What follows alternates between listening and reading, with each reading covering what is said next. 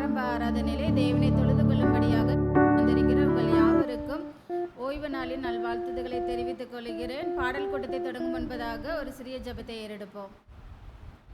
ஒரு நாளுக்கும் ஆண்டவராயிருக்கிற எங்கள் பிதாவே, இது வந்து அருமையான நல்ல நாளுக்காக ஜெபிக்கிறோம், நன்றி எடுக்கிறோம் ஆண்டவரே.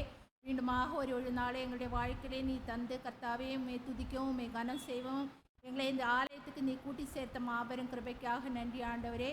வந்து கொண்டிருக்கிற பிள்ளைகளை நீ சீக்கிரமாக கூட்டி சேர்க்க வேண்டுமாய் ஜெபிக்கிறோம் ஆண்டவரே. இப்பொழுதும் நாங்கள் ஒரு சில பாடல்களை பாடுகிறோம் ஆண்டவரே. உம்முடைய நாமத்துக்கு என்று மகிமையாக இருக்க நீ கிருபை செய்ய வேண்டுமாய் இயேசுவின் மூலம் ஜெபிக்கிறேன் எங்கள் அன்புள்ள பிதாவே, ஆமென். பாடல் கூட்டத்தின் முதல் பாடலாக பாடல் எண் 12 பாடுவோம். கூடி மீட்பர் நாமத்தில் என்ற பாடல். பாடல் எண் 12.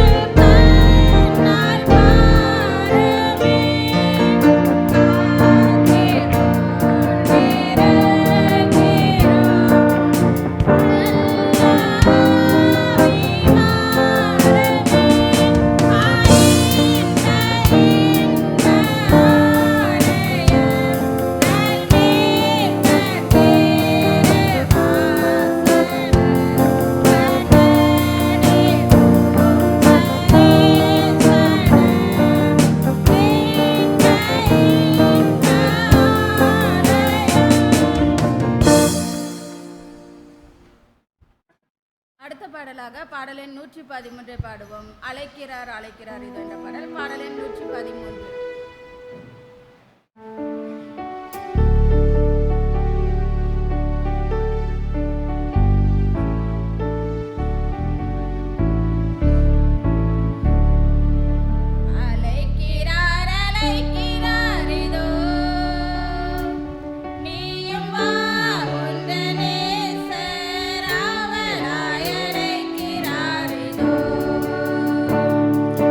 நீயும் வா உந்தன்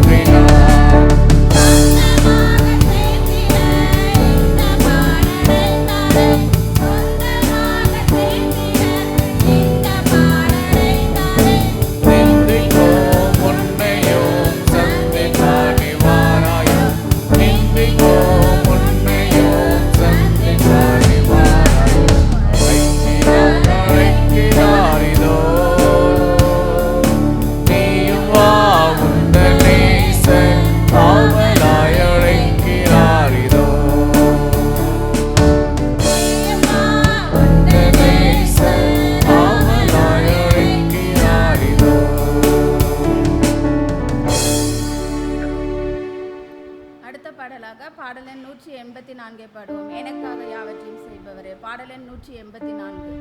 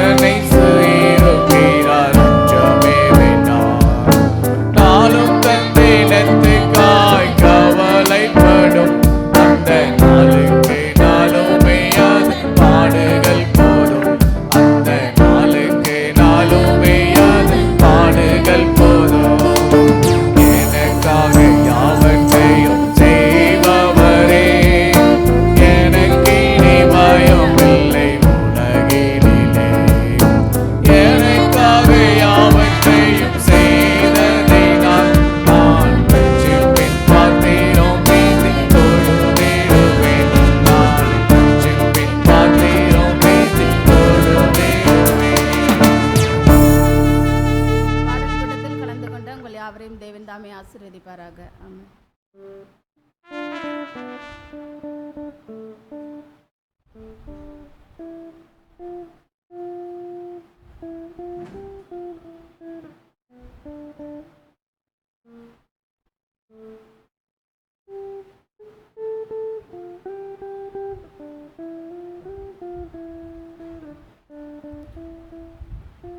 எண்பத்தி 89வது சங்கீதம் 1வது வசனம் இவ்விதமாய் சொல்கிறது. கர்த்தரின் கிருபைகளை என்றென்றைக்கும் பாடுவேன், உமது உண்மையை தலைமுறை தலைமுறையாக என் வாயில் அறிவிப்பேன். அந்தபடியாய் ஆண்டவரை துதிக்கத்தக்கதாக, ஆண்டவரை பாடத்தக்கதாக, தலைமுறை தலைமுறையாய் அவருடைய நாமத்தை அறிவிக்கத்தக்கதாக இந்த நாளிலே கூடி வந்திருக்கிற யாவரையும் கர்த்தராகிய இயேசு கிறிஸ்துவின் வெளியேறப்பட்ட நல்ல நாமத்தினாலே அன்போடு கூட வாழ்த்துகிறேன், வரவேற்கிறேன். இந்த நல்ல ஆராதனையின் துவக்கமாய் நாம் யாவரும் எழுந்து நின்று 19வது பாடல், சிறிய பாடல் புத்தகத்தில் 19வது பாடல், பரிசுத்தர் கூட்டம் இயேசுவை போற்றி பாடி மகிழ்ந்தாடி அங்கே கூடினேன். யாவரும் எழுந்து நின்று பாடு.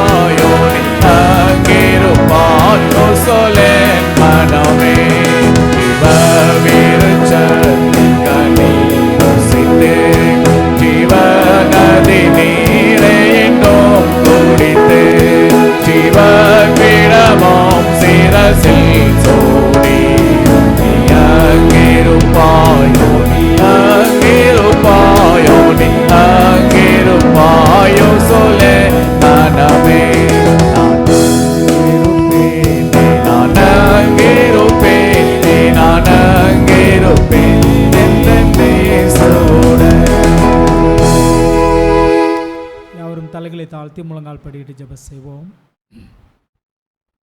மகா உன்னதங்களிலே வாசமாயிருக்கிற எங்கள் பரலோகத்தின் பரிசுத்த தகப்பனே, இந்த ஓய்வு நாளின் ஆரம்ப வேளையில் நம்முடைய சமூகத்தை நோக்கி திருச்சபை குடும்பமாய் கடந்து வந்து நிற்க பரலோகத்தின் ஆண்டவர் பாராட்டின கிருபைகளுக்காய் மே ஸ்தோத்திரிக்கிறோம். ஆண்டவரை நன்றி எடுக்கிறோம். பரலோகத்தின் ஆண்டவர் கடந்த நாட்கள் முழுவதும் எங்களை சுகத்தோடு பலத்தோடு பாதுகாத்தீர். அதற்காய் நன்றி ஆண்டவரே. இன்னொரு ஓய்வு நாளை காணும்படியாய் கர்த்தர் நீர் கிருபை அருளினதற்காய் ஸ்தோத்திரம். இந்த நாளில் தியானிக்க போகிற திருவசனங்களை நம்முடைய கருத்தில் ஒப்புக் கொடுக்கிறோம். கர்த்தர் பலப்படுத்துங்க. பேச போகிற மகனுடைய நாவின் வார்த்தைகளை நீர் ஆட்கொள்ளும்படியாய், அந்த வார்த்தைகள் எங்களுக்கு ஔஷதமாய் அருமருந்தாய் பரலோகத்தினுடைய வாஞ்சை எங்களுக்கு இன்னும் அதிகப்படுத்துகிறதா இருக்க கர்த்தர் உதவி செய்ய வேண்டுமாய் செபிக்கிறோம். கடந்து வந்திருக்கிற ஒவ்வொருவரையும் கர்த்தர் ஆசீர்வதிங்க. இணையதளத்தின் மூலமாய் இந்த நாளினுடைய ஆராதனையிலே பங்கு பெறக்கூடியவர்களை நம்முடைய கர்த்தர் ஒப்புக் கொடுக்கிறோம்.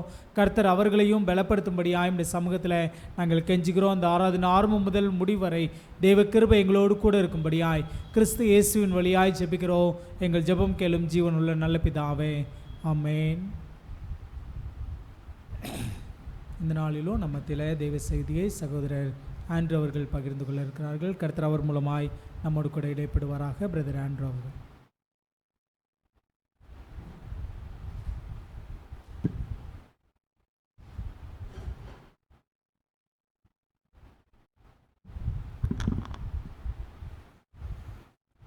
தேவனுடைய நாமம் மகிமைப்படுவதாக. ஒரு சாபத் ஸ்கூல் டீச்சர் இருந்தார் 1800கள் அந்த சமயத்தில். அவர் வழக்கம் போல் சாபத் ஸ்கூல், அதாவது இந்த சிறுவர்களுக்கு எடுப்பாங்கள்ல பள்ளி பாடங்கள், அந்த இதில் பொதுவாக சொல்லணும்னா சண்டே கிளாஸ் அப்படின்னு சொல்லுவாங்க. ஸோ அந்த சிறுவர்கள்லாம் வருவாங்க. அந்த டீச்சர் என்ன பண்ணார் அப்படின்னா அவங்களுக்கு வேத வாக்கியங்கள்லாம் சொல்லி கொடுத்துட்டே இருப்பார். அப்படி அவர் சொல்லி கொடுத்துட்டே இருக்கும்போது ஒரு மாணவனை கவனித்தார். எல்லாரும் ஆர்வத்துடன் கேட்டுருப்பாங்க. ஆனால் அந்த பையனிடத்தில் ஆர்வம் இல்லை. ஏதாவது விளையாண்டுட்டு இருப்பான், அங்கே இங்கேன்னு போய் ஏதாவது பண்ணிகிட்டு இருப்பான். அவன் பைபிளில் எடுத்து ஏதாவது ஒரு நிருபத்தை எடுக்க சொன்னால், இங்கே புதிய ஏற்பாட்டில் இருக்கிற ஒரு நிருபத்தை எடுக்க சொன்னால் பழைய ஏற்பாட்டில் தேடிக்கிட்டு இருப்பான். அந்த மாதிரியான ஒரு பையன். வேத அறிவு இல்லை, சொல்லுகிறதை கேட்கவும் இல்லை. இப்படி இருந்த அந்த சூழ்நிலையில் ஒரு நாள் இது அந்த கிளாஸ் எடுக்கிற அந்த டீச்சர் கவனிச்சிட்டே இருந்தார். ஏன்னா ஒரு பைபிள் ஸ்கூல் தானே சொல்லிட்டு இருக்காரு, அது கவனிச்சிட்டே இருந்தார். ஒரு நாள் என்ன பண்ணார், சரி இந்த பையனை சந்திப்போம் அப்படின்னு சொல்லி சென்று சந்திக்கிறார். விசாரிக்கிறாரு எங்கே என்னன்னு பார்த்தா அவன் ஒரு ஷூ கடையில் வேலை செஞ்சிட்ருக்கான். அப்படி அவர் போகிறாரு. இவர் கொஞ்சம் பேசிக்கலாகவே ஒரு இன்ட்ரோவர்ட், ஒரு கூச்ச சுபாவம் உடையவர். போகலாமா வேண்டாமா பேசலாமான்னு ஒரு தயக்கம். அது ஒரு மாடியில் இருக்குது, முதல் மாடியில் இருக்குது. இவர் மெதுவாக இந்த சாபத் ஸ்கூல் டீச்சர் ஏறி போகிறாரு. மேலே வரைக்கும் போயிட்டார். ஆனாலும் ஒரு தயக்கம், சரி இறங்கி போயிடுவோம், போய் என்ன பேசுறது, அவன் கிளாஸ்லேயே கவனிக்க மாட்டான், இங்கே வேலை செஞ்சிட்ருக்கானே, போய் பேசலாமா வேண்டாமா, பேசினா இப்படி பேசினா அவன் எடுத்துக்கோ, இப்படி நிறையா எண்ண ஓட்டங்கள் அவருக்குள்ள. என்ன பண்ணுறதுன்னு தெரியாமல் கீழே இப்படியே இருந்து கொண்டே இருந்தது. அவர் என்ன செய்தார் அப்படிங்கிறத நீங்கள் யூகிச்சு வச்சுக்கோங்க. நம்ம அதை பார்ப்போம், ஜெபிப்போம். நல்ல தகப்பனே, உம்மை ஸ்தோத்திரிக்கிறோம். இந்த அருமையான ஓய்வு நாளுக்காக நன்றி செலுத்துகிறோம். இப்பொழுதும் நாங்கள் சில நேரங்கள் உம்முடைய சத்திய வசனங்களை கேட்க இருக்கிறோம். உம்முடைய ஜனங்களுக்கு என்ன செய்தியை, என்ன சத்தியத்தை நீர் சொல்ல விரும்புகிறீரோ அதை அடியேனாகிய என்னை மறைத்து உம்முடைய ஜனங்களுக்கு என்னை பயன்படுத்தி நீர் மாத்திரம் வெளிப்படும்படியாகவும், நான் சுயமாக எந்த ஒரு வார்த்தையும் பேசாமல் உம்முடைய சத்திய வசனங்களை மாத்திரம் பேச தேவரீர் எங்களோடு இருந்து எங்களை வழிநடத்த வேண்டும் என்று மீட்பரும் ரட்சகருமாகிய கர்த்தராகிய இயேசு கிறிஸ்துவின் நாமத்தினால் தாழ்மையுடன் வேண்டிக் கொள்கிறோம். ஜீவனுள்ள நல்ல தகப்பனே, ஆமென்.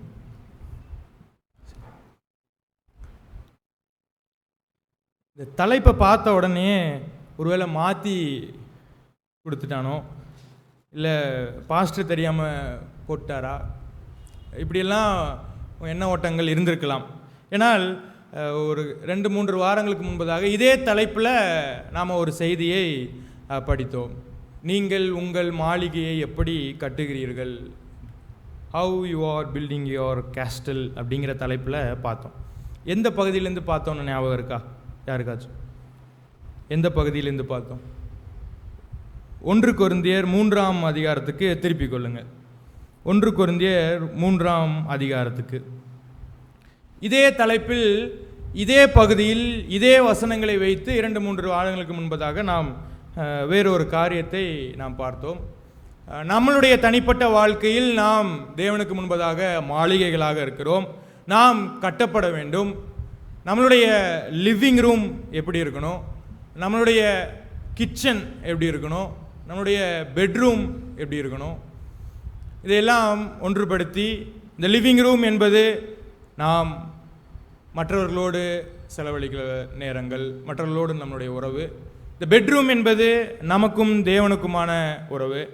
இந்த கிச்சன் என்பது ரொம்ப முக்கியமான இது ரெண்டையும் கனெக்ட் பண்ணுற நம்முடைய ஆரோக்கியத்தை மேம்படுத்துகிற ஒன்று. ஆக இவைகள் எல்லாம் ஒன்றாக இருக்க வேண்டும், நன்றாக இருக்க வேண்டும் என்பதெல்லாம் சில வாரங்களுக்கு முன்பதாக நாம் பார்த்தோம். இன்றைக்கும் அதே தலைப்பில் பார்க்க இருக்கிறோம், ஆனால் சற்று வேறு கோணத்தில் பார்க்க இருக்கிறோம். வேறு கோணத்தில் அதுக்கு பார்ப்பதற்கு அப்படியே ஆப்போசிட் டைரக்ஷன் கூட நம்ம வச்சுக்கலாம். அன்றைக்கு நாம் பார்த்தது நாம் எப்படி கட்டப்பட வேண்டும் என்பதை குறித்து பார்த்தோம். ஆனால் இதே 1 கொரிந்தியர் 3ஆம் அதிகாரத்தில் இன்னொருவரும் அல்லது இன்னொரு சாராரும் இருக்கிறார்கள். இன்னொரு செட் ஆஃப் பீப்புளும் இந்த அதிகாரத்துக்குள்ளே இருக்கிறாங்க. அவர்களை குறித்து நாம் அன்றைக்கு பார்க்கல. அதைத்தான் நாம் இந்த வாரம் பார்க்க போகிறோம். ஆக இரண்டும் வெவ்வேறு கோணங்களில் இருந்தாலும் இரண்டிற்கும் தொடர்பு உடையது. அதனால தான் இதோட பார்ட் 2 2ஆம் பாகமாக தலைப்பு போடப்பட்டது. அதை தான் நாம் பார்க்க இருக்கிறோம். சரி, அப்போ இன்னொரு செட் ஆஃப் பீப்புள் யார் இதற்குள்ளாக இருக்கிறார்கள் அப்படிங்கிறத பார்க்க போகிறோம். வாசிங்க 1 கொரிந்தியர் 3ஆம் அதிகாரம் 6வது வசனம்.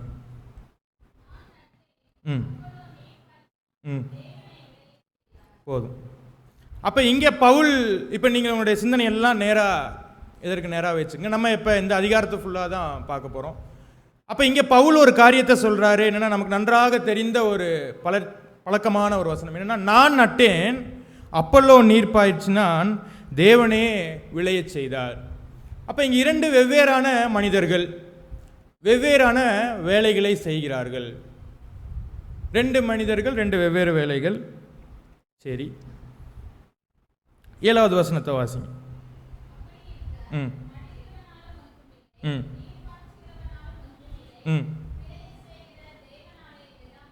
இப்போ இங்கே 3வது ஒரு மனிதர் வருகிறார். இந்த 2 பேரும் ஒரு வேலையை செய்கிறார்கள். ஆனால் 3வது ஒரு மனிதர் வருகிறார். அவர் செய்கிற வேலை பிரதான வேலையாக இருக்கிறது. இந்த முதல்ல வாச்ச 2 பேர் யார்? நான் நட்டேன், அப்பல்லோ நீர் பாய்ச்சினான். அப்போ நடுகிறவர் ஒருவராக இருக்கிறார், நீர் பாய்ச்சுகிறவர் இன்னொருவராக இருக்கிறார். அப்போ 2 வித்தியாசமானவர்கள். 2 பேரும் செய்கிற வேலை வித்தியாசமானது. 3வது ஒருத்தர் வருகிறார், தேவனே விளையச் செய்கிறார்.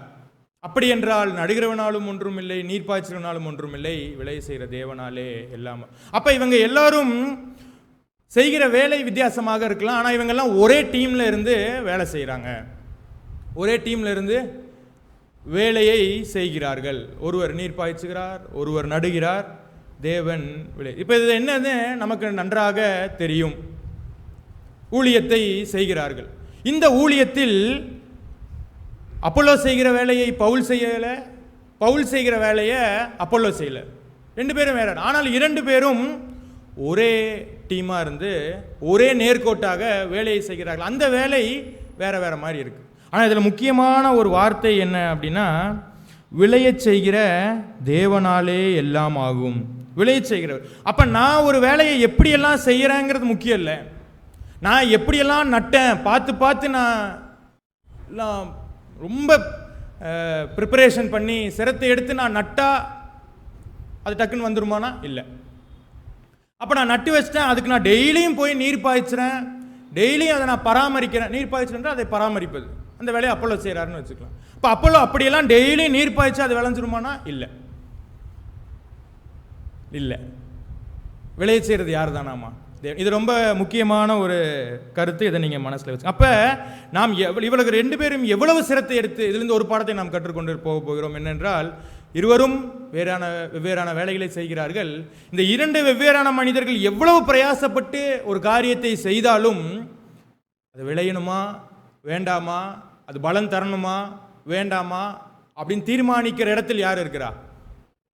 தேவன் தான் இருக்கிறார். விளையச் செய்கிறவர் தேவன். அதனால இவங்க ஒரு கருத்தை சொல்றாங்க, மேலும் நடுகிறவனாலும் நீர்ப்பாய்ச்சுகிறவனும் ஒன்றாய் இருக்கிறார்கள், அவனவன் தன் தன் வேலைக்கு தக்கதாய் கூலியை பெறுவான்.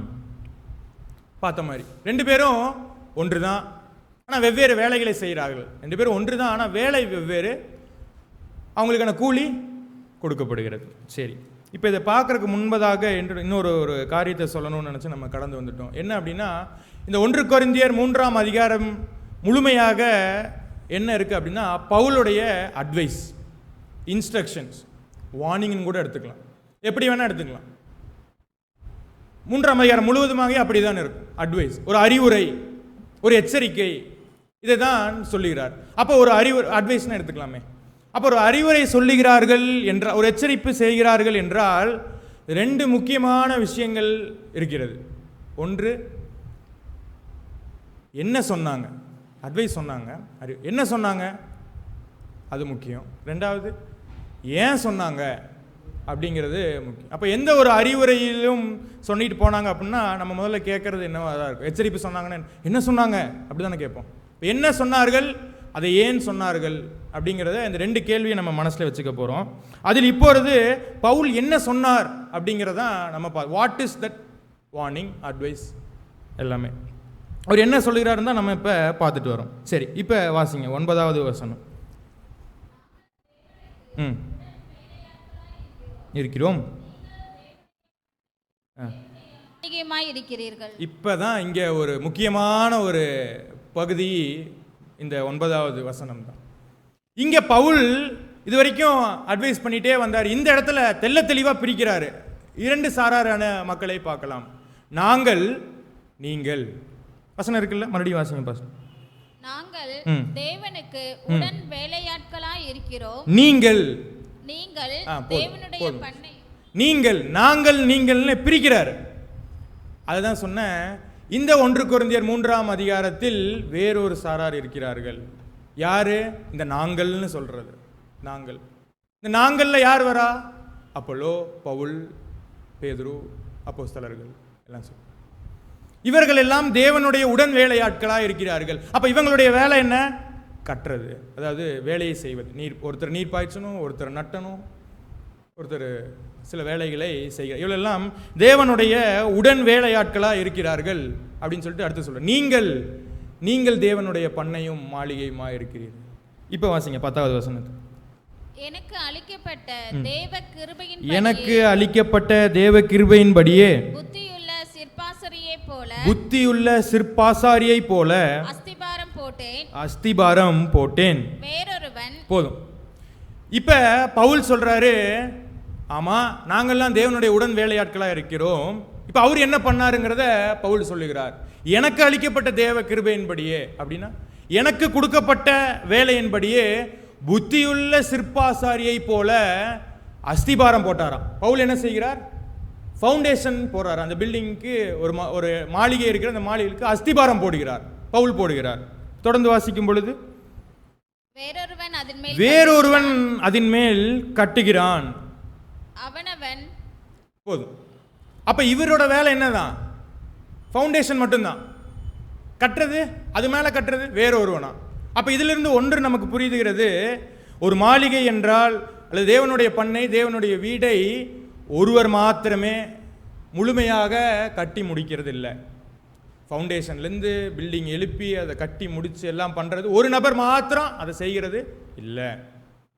ஏன்னா தெளிவாக சொல்கிறார் பவுல், நான் அஸ்திபாரம் போட்டேன்ப்பா, வேறொருவன் அவன் மேலே கட்டுகிறான். அப்படின்னா வாசல் வைப்பதற்கு ஒருவர்,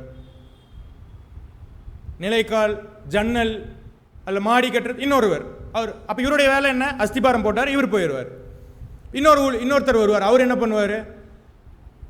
ஹால் கட்டுவார், ஃப்ரண்ட் போர்ஷன் கட்டுறாருன்னு வச்சுக்கலாம். அப்போ அவர் போயிடுவார். இன்னொருத்தர் அவர் ஜன்னல்லாம் வைப்பார், அவர் போயிடுவார். இன்னொருத்தர் அவர் கதவு வைக்கிறார். அப்போ இப்படி இவர்கள் எல்லோரும், இந்த உடன் வேலையாட்கள் எல்லோரும், தேவனுடைய உடன் வேலையாட்கள் எல்லோரும் ஒருவராக வந்து அந்த மாளிகையை கட்டுகிறார்கள். கட்டி கட்டி கட்டி கட்டி கொண்டு போய் சேர்க்கிறார். அதைத்தான் இந்த வசனம் நமக்கு குறிப்பிடுகிறது. அப்போ தொடர்ந்து வாசிக்கும் பொழுது, அவனவன் தான் அதன் மேல் இன்ன விதமாய் கட்டுகிறான் என்று பார்க்க கடவன். அப்போ வேற ஒருத்தன் கட்டுறான்ப்பா அப்படின்னு சொல்லிட்டு இப்போ இந்த கட்டுகிறவர்களை மாத்திரம் குறித்து பேசுகிறார்.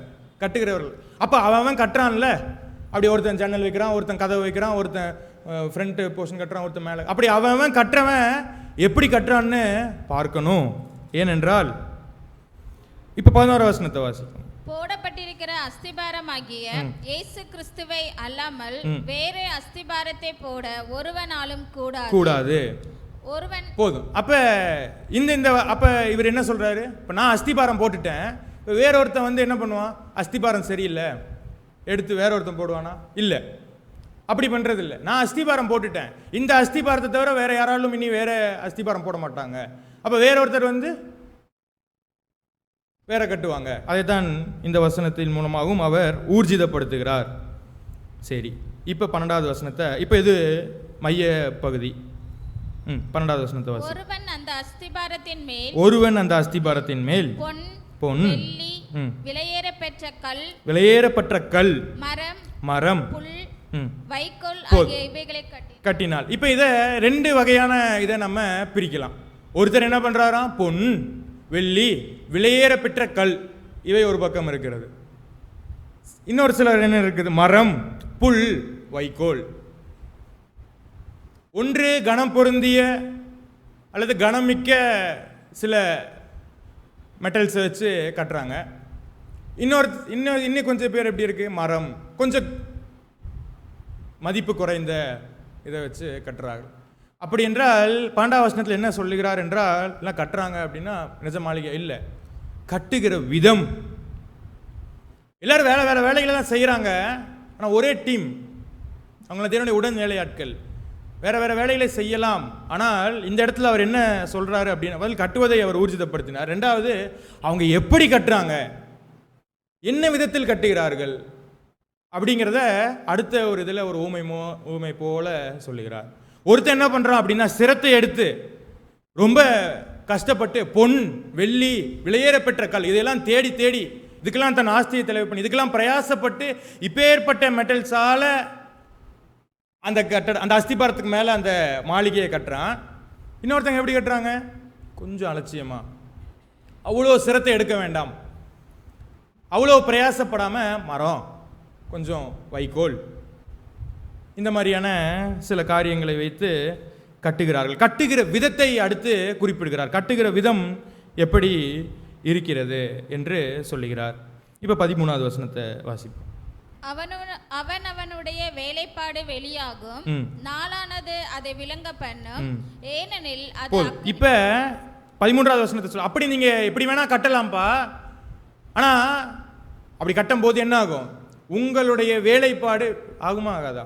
நல்ல ஒரு வீடு கட்டும் போது நல்ல இன்ஜினியர் கட்டுறக்கும் சரி அவ்வளோலாம் வேணான்னு அந்த வித்தியாசம் தெரியுமா இல்லையா? தெரியும். அதை தான் சொல்லுகிறார், வேலைப்பாடு வெளியாகும், நாளானது அதை விளங்க பண்ணும், ஏனெனில் அது அக்கினியினாலே வெளிப்படுத்தப்படும், அவனவனுடைய வேலைப்பாடு எத்தன்மை உள்ளதென்று அக்கினியானது பரிசோதிக்கும். தொடர்ந்து 14வது வசனத்தை வாசிக்கும் பொழுது, அதின் மேல் ஒருவன் கட்டினது நிலைத்தான், அவன் கூலியை பெறுவான். எப்படி கட்டுறோம் அப்படிங்கிறது, எப்படி கட்டுறோம், கட்டுகிறவர்களை குறித்தான ஒரு காரியத்தை சொல்லிட்டே வர்றார். நம்பர் 1, இவங்கெல்லாம் தேவனுடைய உடன் வேலையாட்கள். இவர்கள் எல்லோரும் சேர்ந்து ஒரே வேலைகளை செய்கிறார்கள் என்றால் 2வது இல்லை, ஒரே வேலையில் எல்லாரும் நட்டுறதான் வேலைனா இல்லை. அப்போ எல்லோரும் வேறு வேறு வேலைகளை செய்கிறார்கள், ஆனால் எல்லாம் ஒரே டீம்ல இருந்து செய்கிறாங்க. 2வது. 3வது முக்கியமான காரியம், அவர்களுடைய வேலைப்பாடு எவ்வளவு பிரயாசப்பட்டு செய்கிறார். 3வது காரியம். இதெல்லாம் அப்படியே சொல்லிட்டே வர்றார். அப்போ ஒருவன் கட்டுனது நல்லா இருந்துச்சுன்னா, நீங்க கட்டினது ரொம்ப பிரயாசப்பட்டு சிரத்தை எடுத்து நீங்க கட்டினது நல்லா இருந்துச்சுன்னா உங்களுக்கான கூலியை பெறுவீர்கள். இல்லைன்னா 15வது வசனத்தை வாசி. ஒருவன் கட்டினது வெந்து போனால் அவன் நஷ்டமடைவான், அவனோ ரட்சிக்கப்படுவான். இவர் கட்டினதே நஷ்டம் அடைஞ்சிருச்சு, அப்ப இவர் எப்படி ரட்சிக்கப்படுவார்? அப்படிதானே இருக்கு. மறுபடியும் வாசிங்க. ஒருவன் கட்டினது வெந்து போனால் அவன் நஷ்டமடைவான், ஆனால் அவனோ ரட்சிக்கப்படுவான். அதுவும் அக்கினியில் அகப்பட்டு தப்பினது போல் இருக்கும். எப்படி எப்படி கட்டினதே வெந்து போனோம் என்றால் அவர் எப்படி ரட்சிக்கப்படுவார்? அப்படி என்றால் இங்கே ஒரு காரியத்தை பவுல் கொஞ்சம் நுட்பமாக எழுதுகிறாரு. என்ன அப்படின்னா, அந்த ஊழியக்காரர் இல்லை அந்த கட்டுமான அவர் ஒரு விஷயத்தை கட்டுறாரு. கட்டும்போது சரியாக பிரயாசப்படலை. கட்டும்போது பிரயாசப்பட்டு கொஞ்சம் மரம், வைக்கோல், அந்த மாதிரியான என்ன எளிதான கிடைக்கிற பொருட்கள்லாம் வச்சு சிரத்தை எடுக்காமல் செஞ்சுட்டார். ஆனால் அவருக்குள்ள ஒரு விசுவாசம் இருக்குது. அவருக்குள்ள ஒரு விசுவாசம், அவருக்குள்ளாக ஒரு நம்பிக்கை, இதெல்லாம் இருக்குது. அந்த விசுவாசத்தில், அந்த நம்பிக்கையில் அவர் ரட்சிக்கப்படுகிறார். அவர் ரட்சிக்கப்படுகிறார். ஆனால் அவர் செய்த வேலை, அவர் கட்டினது, இந்த ஒரு இடத்துல தான் நம்ம நல்லா யோசிச்சுக்கணும். ரட்சிப்பு என்பது தனிப்பட்ட காரியம். ரட்சிப்பு என்பது தனிப்பட்ட காரியம். அப்போ நமக்கு ஒரு சந்தேகங்கள் வரலாம். அப்போ நான் ஒரு ஊழியம் செய்கிறேன், நான் ஒரு விஷயத்தை கட்டுறேன், அப்போ நான் சரியாக கட்டலைன்னா நான் வெந்து போயிடுவேனா, நான் ரட்சிப்பு இழந்துருவேனா, நான் அக்னியில் அகப்பட்டு பண்ணுவேனா? ஏன்? ஏன்னா நீ சரியாக வேலையை செஞ்சாலே விளைய செய்யணும். அது விளைய செய்கிறதுங்கிறத யார் தான் முடிவு பண்ணுறா? தேவன் தான் முடிவு பண்ணுறார். நம்ம நல்லா வேலைகளை செய்தாலுமே, நல்லா நட்டாலும், நல்லா நீர் பாய்ச்சினாலும் அது விளையணுமா வேண்டாமான்னு முடிவு பண்ணுறதே தேவனாக இருக்கும் பொழுது அதே தேவன் தான் முடிவு பண்ணுறாரு. அப்படி இருக்க இந்த ஒரு காரியத்தை நாம் சரியாக செய்யலை அப்படிங்கிறதுக்காக அதை நம்ம மேலே கொண்டு வந்து அந்த ஆக்கினி தீர்ப்பை நம்ம மேலே விடுறாரா? இல்லை. உனக்கு அதுக்கான பலன் இல்லை, அவ்வளோதான். உனக்கு அதுக்கான கூலி இல்லை. அதுக்காக நான் உன்னே தண்டிப்பேனா? இல்லை. நீ ரட்சிக்கப்படுவ, அவனும் ரட்சிக்கப்படும். அதுவும் அக்னியிலிருந்து அகப்பட்டு தப்பினது போல் இருக்கும். எது? அந்த ரட்சிப்பே. அப்படி உன்னை ரட்சிப்பதே எப்படி இருக்குமா? அக்னியிலிருந்து. நீ கட்டினதே சரியாக இல்லை அப்படின்னா நீ எப்படி தான் இருப்ப? விசுவாசத்திலும் எல்லாத்திலும் குறைவாக தான் இருப்ப. ஆனாலும் நீ உனக்கு தெரிஞ்ச கொஞ்ச காரியத்தில் விசுவாசமாக இருந்த, விசுவாசத்தை நிலைச்சிருந்த, ஆவிக்குள்ள வளர்ந்த, அந்த கொஞ்சம் நீதியாக என்னப்பட்டது என் கிருபையினால் பூர்ணமாக்கப்பட்டு நீ ரட்சிக்கப்படுற. ஆனால் அதுவே எப்படி தான் இருக்கான்? அக்னியில் அகப்பட்டு தப்பினது போல் இருக்குமா அப்படின்னு சொல்கிற. அக்னியில் போய் மாட்டிட்டு அப்படி வெளியே வந்து எப்படி இருக்கும்? ஐயோ, ஏதோ இதில் தப்பிச்சு வந்துட்டாரு, அந்த மாதிரி இருக்கும்னு சொல்ல. சரி, இப்போ இதெல்லாம் கட்டுகிறதை குறித்து சொல்லி கொண்டு வருகிறார். சரி, இப்போ இங்கே ஒரு அப்படியே ரீகால் பண்ணுறோம். என்னென்ன காரியங்கள் எல்லாம் சொல்கிறாரு அப்படின்னு. எல்லோரும் வேறு வேறான அணியில் இருக்கிறார்கள், ஆனால் ஒன்றான காரியங்களை வேறான காரியங்களை செய்கிறார்கள், ஆனால் ஒன்றே அணியில் இருக்கிறார்கள். அவர்கள் செய்கிற வேலை எத்தன்மை உள்ளது என்றும் பவுல் சுட்டி காட்டுகிறார். சரி, இப்போ இதோட இதுதான் அவர் சொல்கிறாரு. சரி, இப்போ இதை அவர் சொல்லி முடித்து விட்டார். இதுதான் நமக்கு ஆதாரமாக வசனம் எடுக்க வேண்டும் என்றால் எபேசியர் 2ஆம் அதிகாரம் 16வது. ஆதலால் அவர் தேவதூதருக்கு 19வது வசனம், 20வது வசனத்தை வாசம். 3:20, 2:20. எபேசியர் 2ஆம் அதிகாரம் 20வது வசனம். அப்போஸ்தலர், தீர்க்கதரிசிகள் என்பவர்களுடைய அஸ்திபாரத்தின் மேல் கட்டப்பட்டவர்களுமாய் இருக்கிறீர்கள். அதற்கு இயேசு கிறிஸ்து தாமே மூளைக்கல்லாய் இருக்கிறார். தொடர்ந்து வாசி. அவர் மேல் மாளிகை முழுவதும் இசைவாய் இணைக்கப்பட்டு கர்த்தருக்குள் பரிசுத்த ஆலயமாக எழும்புகிறார். அப்போ அவருக்குள் ஒரு மாளிகை. இங்கே அந்த வார்த்தையை அவர் உபயோகிக்கிறார், மாளிகையாக. அப்போ அப்போஸ்தலர், தீர்க்கதரிசிகளின் அஸ்திபாரத்தின் நீங்கள் கட்டப்பட்டு வரீங்க. நீங்கள் எல்லாம் கட்டப்பட்டு, அப்போ கட்டுகிறவர்கள் வேறு, அவர்கள் உங்களை கட்டி கொண்டு வருகிறார்கள்.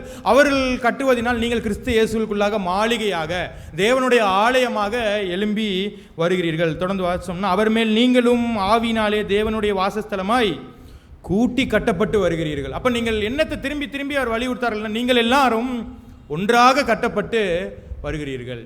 சரி, இப்போ இந்த காரியத்தை அவர் சொல்லி முடிக்கிறாரு. இப்போ 2வது கேள்வி கேட்கணும்ல, ஏன் சொன்னார்?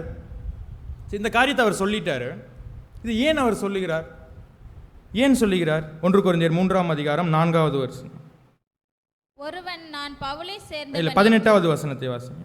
ஒருவனும் தன்னைத்தானே வஞ்சியாதிருப்பானாக. இவ்வுலகத்திலே உங்களில் ஒருவன் தன்னை ஞானி என்று எண்ணினால் அவன் ஞானியாகும்படிக்கு பைத்தியக்காரனாக கடவன். எப்படி? ஞானம் அவசியம், ஞானத்தோடு இருக்க வேண்டும். ஆனால் அந்த பவுல் அந்த ஞானத்தை குறைச்சு பேசுகிறாரு. ஏன் அப்படி சொல்லுவார்? எப்படி சொல்லுவார்? ஞானம் என்பது கிறிஸ்தவ வாழ்க்கையில் நமக்கு அவசியமான ஒன்றாக இருக்கிறது. அப்பேற்பட்ட ஞானத்தை இந்த பவுல் எப்படி குறைச்சு சொல்ல முடியும்? ஞானவான் என்றாலும் பைத்தியக்காரனாக இருக்க கடவன் அப்படின்னு சொல்கிறாரு. ஏன் அப்படி சொல்கிறாரு அப்படின்னா அவர் எந்த ஞானத்தை குறித்து பேசுகிறார் என்று பார்க்க வேண்டும். தொடர்ந்து வாசிச்சா 19வது வசனம். இவ்வுலகத்தின் ஞானம் போதும்.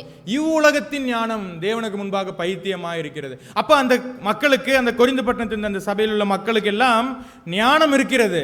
ஆனால் என்ன ஞானம் இருந்துச்சு அப்படின்னா இவ்வுலகத்தில் உள்ள ஞானம் அவர்களுக்கு இருந்துச்சான். அந்த ஏன் அந்த அட்வைஸ் அல்லது ஏன் இந்த எச்சரிப்பை சொன்னாருங்கிறதுக்கான பதிலை நம்ம பார்த்துக்கிட்டு இருக்கோம்.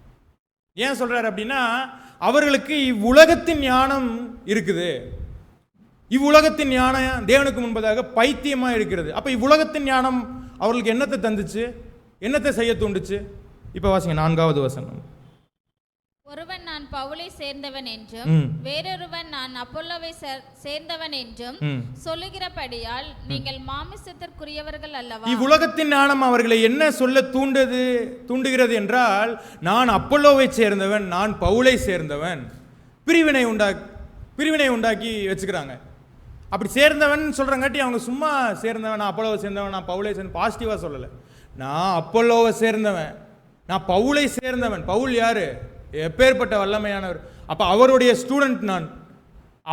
அவர் சொல்லி கொடுத்த இதில் பைபிள் ஸ்டடியில் வந்தவன் நான். எனக்கு எவ்வளோ ஞானம் இருக்கும், எங்களுக்கு எவ்வளவு ஞானம் இருக்கும். எங்கிட்ட வந்து பேசுறியா? நான் அப்போலோவை சேர்ந்தவன். அப்போலோ யார் தெரியுமா? அவர் அதையெல்லாம் செய்தவர். அவர் அங்கேயே போய் அப்படி பேசியவர். அவரை சேர்ந்தவன், அவரு சொல்லி கொடுத்து வந்தவன் நான் அப்படின்னு இவங்க என்ன பண்ணாங்க, பிரிச்சு வச்சு நான் அவரை சேர்ந்தவன். இந்த குணம் இவர்களுக்கு என்னென்னலாம் சொல்லுச்சு அப்படின்னா இப்போ 3வது வசனத்தை வாசித்தோம் என்றால் பொறாமையும் வாக்குவாதமும் பேதங்களும் உங்களுக்குள்ள இருக்கு. இப்ப இந்த குணம், இந்த உலகத்தின் ஞானம் இவர்களை பிரிவினைப்படுத்தியது. நான் அப்போலோவை சேர்ந்தவன், நான் பவுலை சேர்ந்தவன், நான் கேபாவை சேர்ந்தவன் சொல்லிட்டு இருக்கிறாங்க. அதோட நிப்பாட்டாங்களா? இல்லை. அந்த குணம் அடுத்து வளர்ச்சி பெற்று அதுவே அவர்களுக்கு பொறாமையாக மாறியது. பொறாமை வாக்குவாதமாக பேச தூண்டியது. அந்த வாக்குவாதம் பேதங்களை வழிநடத்தியது. பாவம் கர்ப்பம் தரித்து இன்னொரு பாவத்தை பிறப்பிச்சு கொண்டே இருக்கிறது. இந்த உலகத்தின் ஞானம் அப்படி இருந்துட்டாங்க அந்த மக்கள். நீங்கள் நான் உங்களை எல்லாம் தேவனுடைய மாளிகையாக கூட்டி தான்ப்பா சேர்த்து கட்டி கொண்டு இருக்கிறோம். நீங்கள் எல்லோரும் ஒரே வீட்டின் அங்கங்களாக இருக்கிறீர்கள். ஆனால் உங்களுக்குள்ள எப்படி இருக்கு அப்படின்னா மாம்சத்துக்குரியவர்களாக இருக்கிறீர்களே. மாம்சீக சிந்தனையும் மாம்சீக குணங்கள் தானே உங்ககிட்ட இருக்கு. அதன் விளைவு என்ன? நான் அப்போலோவை சேர்ந்தவன், நான் பவுலை சேர்ந்தவன், நான் பேதுருவை சேர்ந்தவன் சொல்லிட்டு இருக்கிறீங்க. அது கர்ப்பம் தெரிச்சு உங்களுக்குள்ள பொறாமையும் வாக்குவாதத்தையும் பேதங்களையும் உண்டாக்கிட்டு இருக்கு. ஆவிக்குரிய குணம் எங்கே?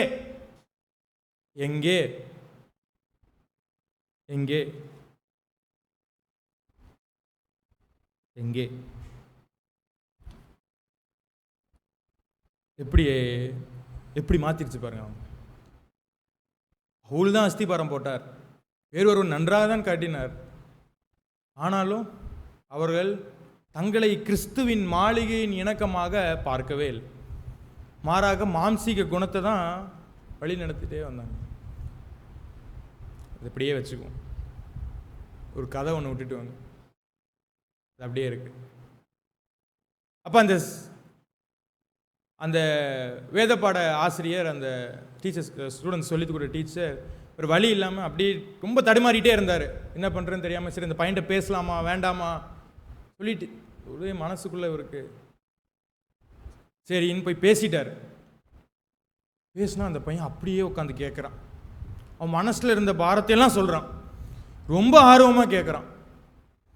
அவங்க ரொம்ப கொஞ்ச நேரம் உட்காந்து பேசுகிறாங்க. அந்த ஷூ கடையில் வந்து வெளியே வந்து பேசிகிட்டு இருக்கிறாங்க. அந்த ஒரு கொஞ்ச நேரம் உரையாடல் அந்த பையனோட வாழ்க்கையை மாற்றிடுச்சு. அந்த சொல்லி கொடுத்த ஆசிரியர் பேர் தான் எட்வர்ட் கிம்பிள். எட்வர்ட் கிம்பிள்னு சொன்னால் எத்தனை பேர்த்துக்கு தெரியும்னு தெரியல. ஆனால் அந்த பையன் பேர் என்ன தெரியுமா?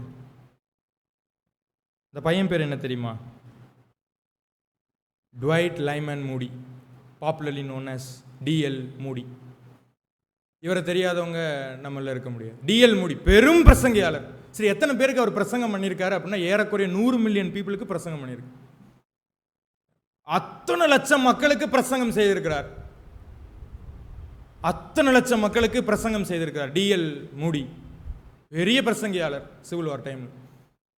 அவருடைய வாழ்வின் அடித்தளம் எங்கே அப்படின்னா, எங்கேருந்து அவர் ஸ்டார்டிங் பாயிண்ட் வந்துச்சு அப்படின்னா, இந்த எட்வர்ட் கிம்பர்லுங்கிற ஒரு டீச்சர், ஒரு சாபத் ஸ்கூல் டீச்சர், ஒரு பைபிள் டீச்சர், அது சின்ன குழந்தைகளுக்கு சொல்லிக் கொடுக்குறவர் கொஞ்ச நேரம் போய் பேசினார். அதில் கட்டினார். எப்படி கட்டினார் நினச்சிருக்கலாம்ல. அவர் என் வேலை எங்கே சர்ச்சில் முடிஞ்சதுன்னு இருந்திருக்கலாம். சர்ச்சில் என்னோட வேலை சர்ச்சில் சொல்கிறது தான் இருந்திருக்கலாம். ஆனால் சர்ச்சை விட்டு அவர் யோசிக்கிறார்.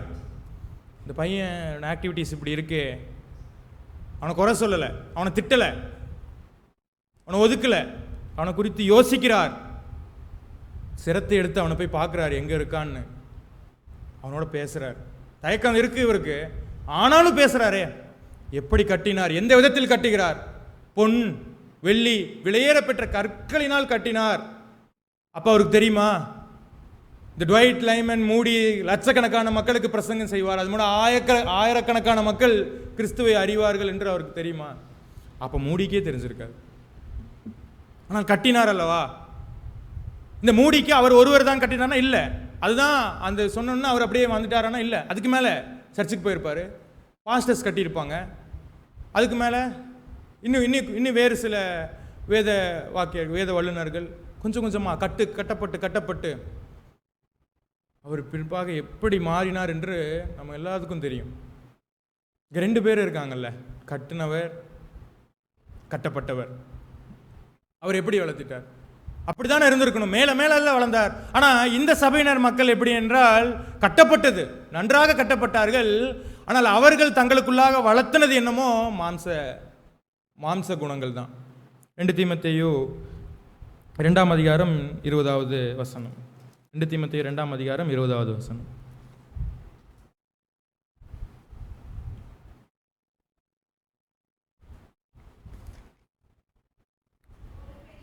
ஒரு பெரிய வீட்டிலே, ஒரு மாளிகையிலே பொன்னும் வெள்ளியுமான பாத்திரங்களும் அல்லாமல் மரமும் மண்ணுமான பாத்திரங்களும் உண்டு.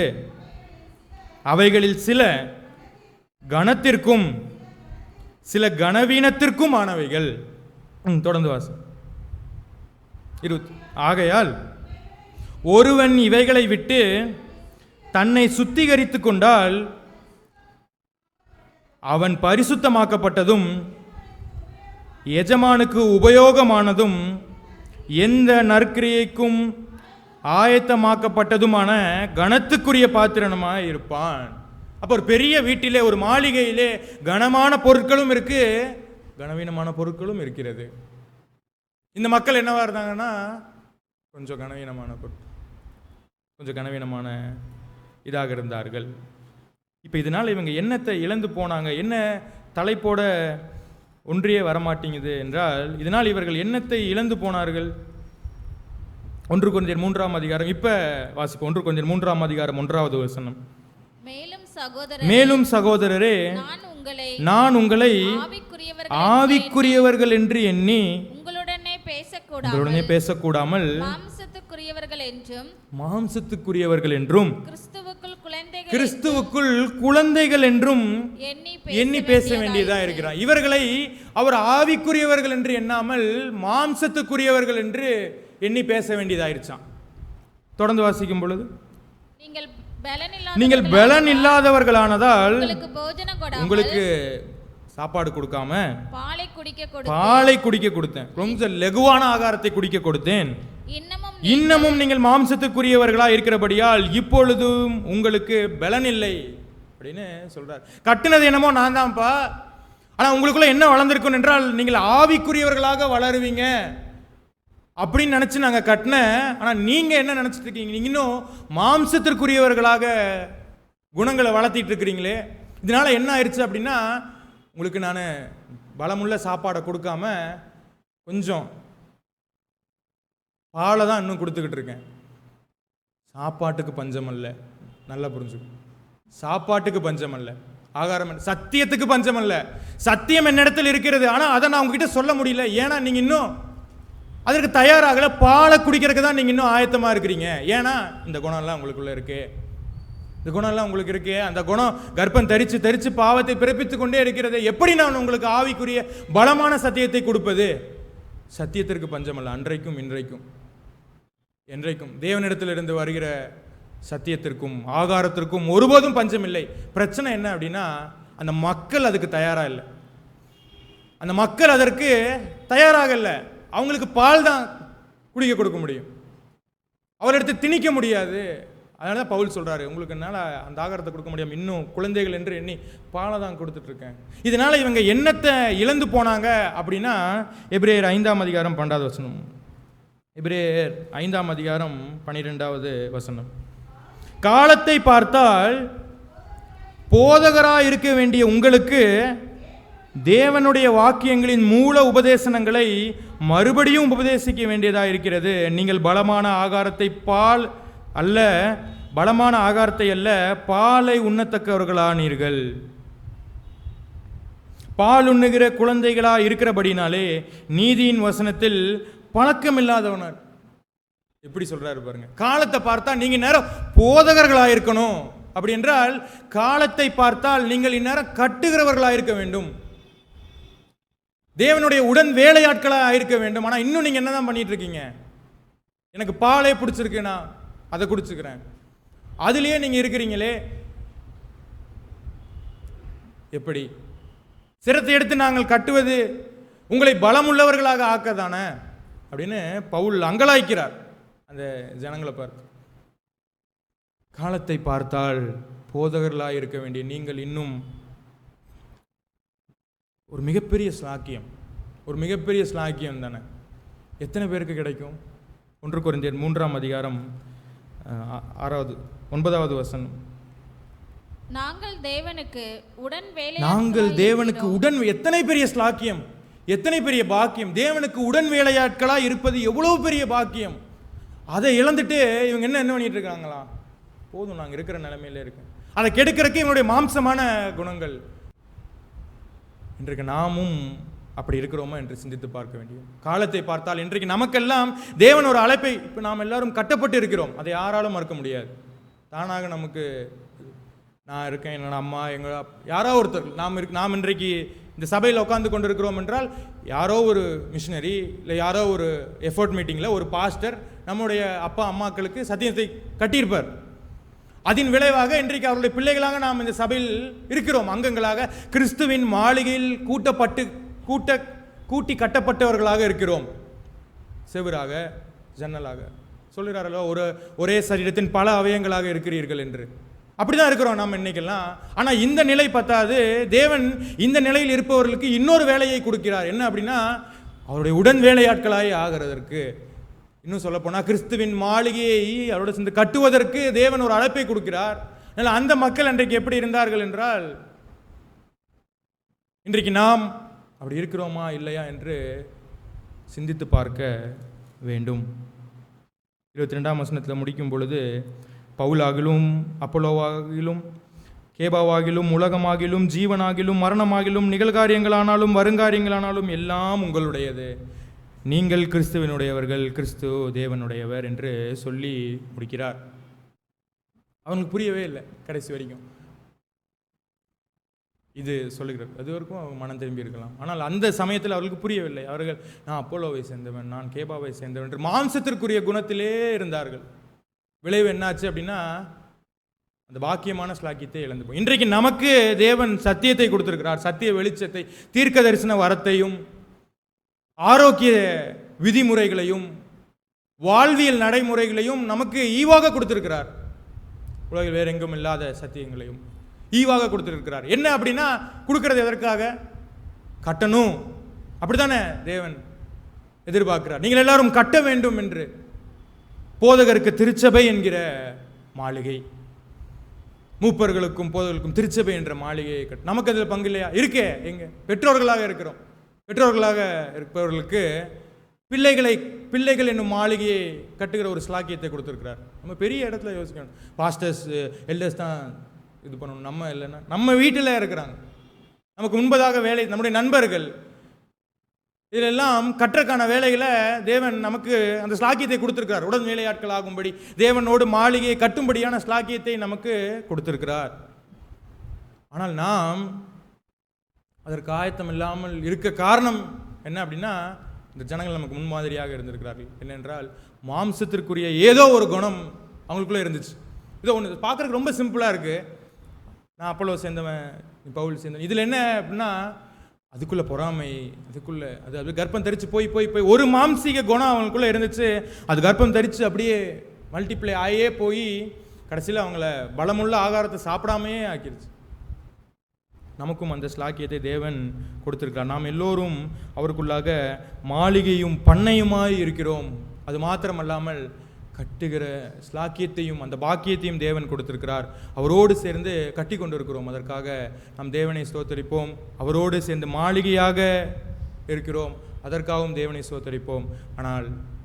ஆனால் இந்த ஆனால்னு வரும்பொழுது தான் கொஞ்சம் சிந்தித்து பார்க்க வேண்டிய ஒரு காரியத்தை இந்த ஒரு அதிகாரத்தில் இந்த ஒரு பவுலின் அட்வைஸாகவும் நினச்சிக்கலாம், அதை எச்சரிப்பாகவும் எடுத்துக்கலாம். அந்த மக்களைப் போல இல்லாமல் மீதமான சபையினராக செவன்த் டே அட்வென்டிஸ்டாக வாழுவோம், மற்றவர்களையும் தேவனுக்குள்ளாக கொண்டு வருவோம். தேவன் நம்மை வழி நடத்துவாராக. ஆமென்.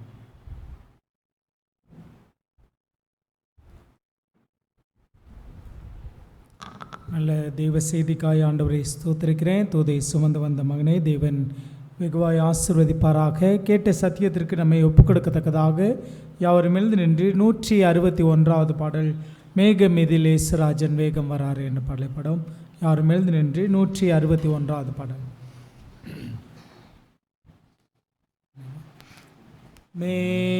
மேகமீதில் இயேசுராஜன் வேகம் வராரே. மேகமீதில் இயேசுராஜன் வேகம் வாராரே. ஆயத்தமுள்ளோரை பரலோகம் சேர்க்க அவரே வாராரே. மேகமீதில் இயேசுராஜன் வேகம் வாராரே. ஆண்டவர் தாமே ஆர்ப்பரிப்போடே அவனில் வாராரே. மீண்டவரமே லோகமே செல்ல மேதினியை விடுவார். மேகமீதில் இயேசுராஜன் வேகம் வாராரே. கிறிஸ்துக்குள்ளே மரித்தோர் எல்லாம்